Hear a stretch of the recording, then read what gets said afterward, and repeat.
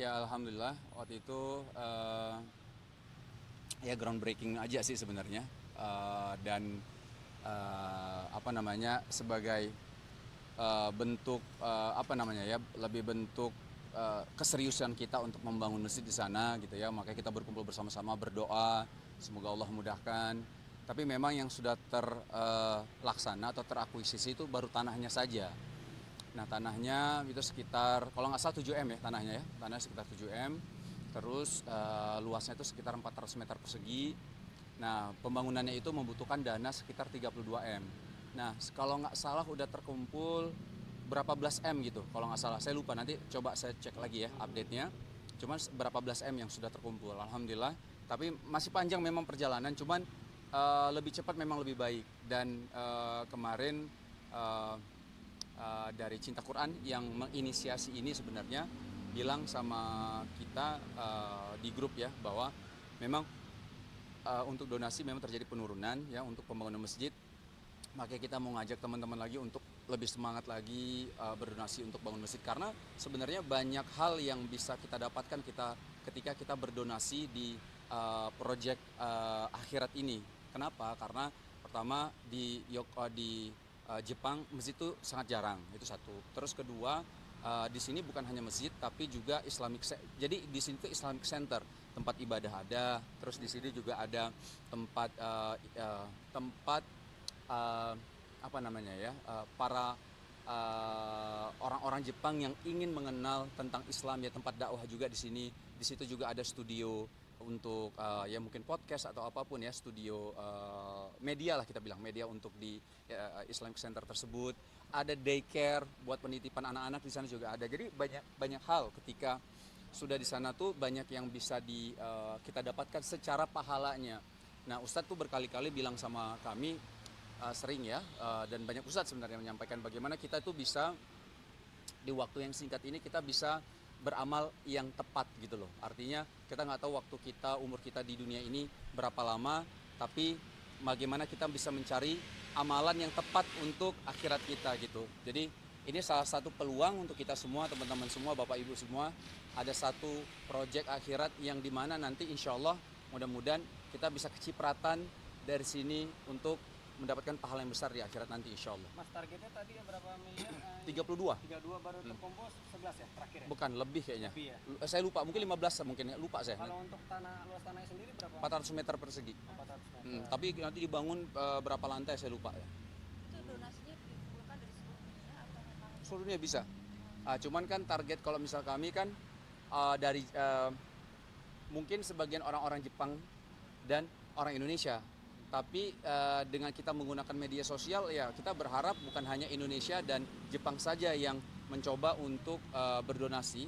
Mudah-mudahan di seluruh dunia yang bisa melihat ini ya bisa ikut andil juga untuk berdonasi insya Allah. Mas, itu ditargetin nggak sih sampai berapa lama? Ada targetnya nggak? Sebenarnya targetnya tuh mau akhir Desember ini kekumpul semua. Targetnya ya, targetnya pinginnya akhir Desember kita kumpul kembali, donasi sudah terkumpul, kita ketemu di sana lagi. Itu kan bentuk apa namanya ya, keseriusan kita lah insya Allah. Temu kita sebagai tanda bahwa kita ingin bangun nih masjid gitu kan.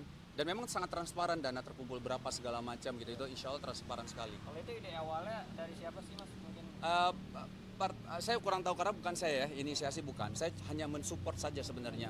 Jadi poinnya ada kita bilang pengurus pengajian di Jepang lah, di Yokohama. Habis itu ketemu sama Cinta Quran. Nah Cinta Quran Foundation ini yang menginisiasi sebenarnya kalau menurut saya. Nah akhirnya bersama-sama lah untuk bikin satu proyek untuk bangun masjid di Yokohama.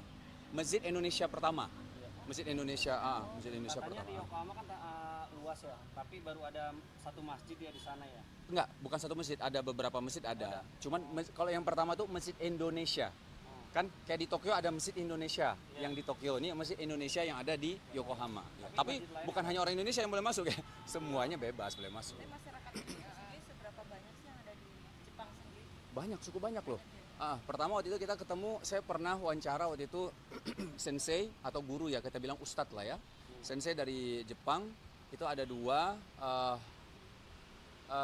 astagfirullahaladzim, saya lupa ya. Pokoknya ada 2 sensei, ada dua ustadz yang kami wawancara, interview waktu itu di podcast, dan beliau bilang bahwa eh, pertumbuhan Muslim di Jepang itu begitu pesat gitu ya. Jadi orang Jepangnya yang bertumbuh pesat masuk Islam di sana tuh banyak sekali gitu. Nah tapi kalau misalnya dibandingin masih minoritas memang gitu. Nah kalau dibilang eh, berapa apa kan?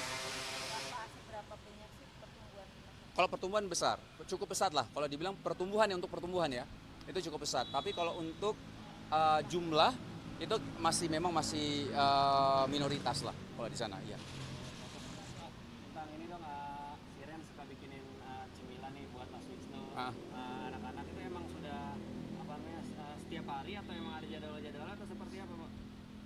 Ya, Shiren memang kan belajar bikin kue, masak gitu ya. Jadi hobi ini memang akhirnya pertama hobi ya memang. Terus dia akhirnya buka usaha juga waktu itu kan di Bogor kan pernah dibuka Bogoren Cake itu ya.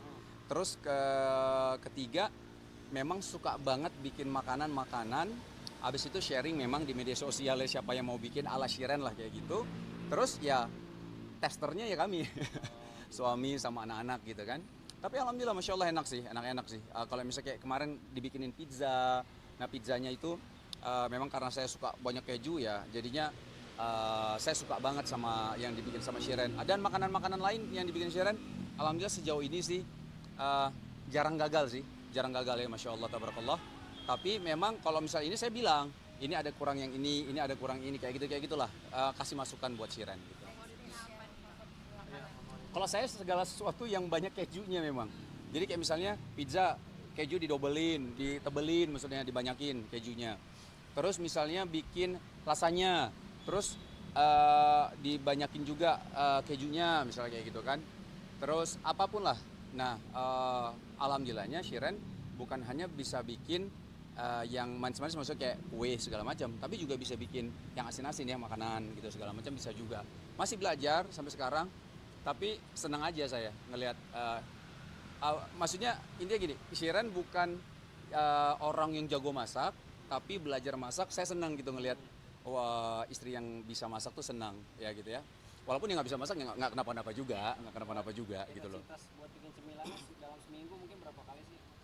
Ya karena cemilan ya, jadi 9 kali ya. Karena cemilan kalau 10 ya 10 ya.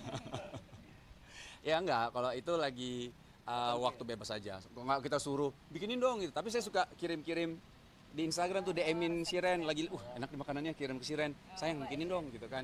Tapi memang lebih kebanyakan iyanya. Dibikin mungkin berapa kali. Kayak gitu sih. Yang kemarin juga ada postingan abang antar anak-anak sekolah ya. Iya. Ya itu setiap hari atau gimana tuh, Bang?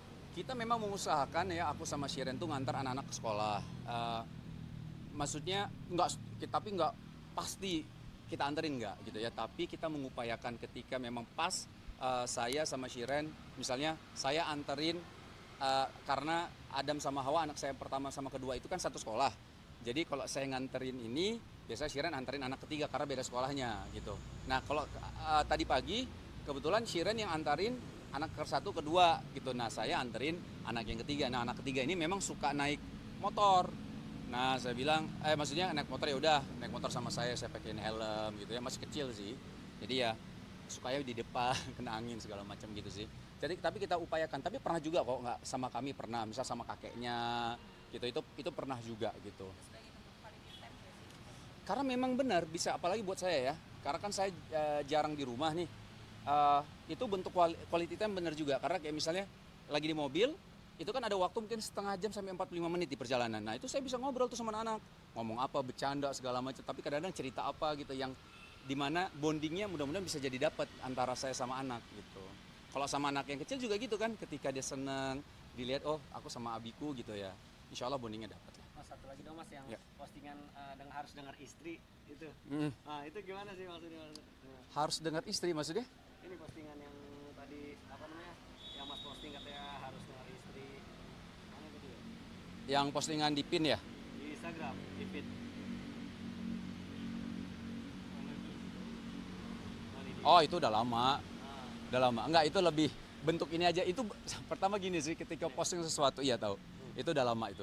Jadi jadi gini, Intinya saya belajar jadi suami yang baik. Ketika memposting sesuatu, poinnya lebih ke bagaimana itu nasihat untuk diri saya dulu pertama gitu ya. Bagaimana mudah-mudahan saya bisa menasihati diri saya sendiri. Terus kedua, sharing aja ke teman-teman. Siapa tahu bisa mau ikutin, silakan ikutin gitu. Enggak, tapi bukan yang kalian harus kayak gini, enggak kayak gitu. Lebih ke menasihati diri sendiri. Tapi kalau misalnya yang lain pengen ikut, sok silakan gitu. Lebih ke situ aja sih.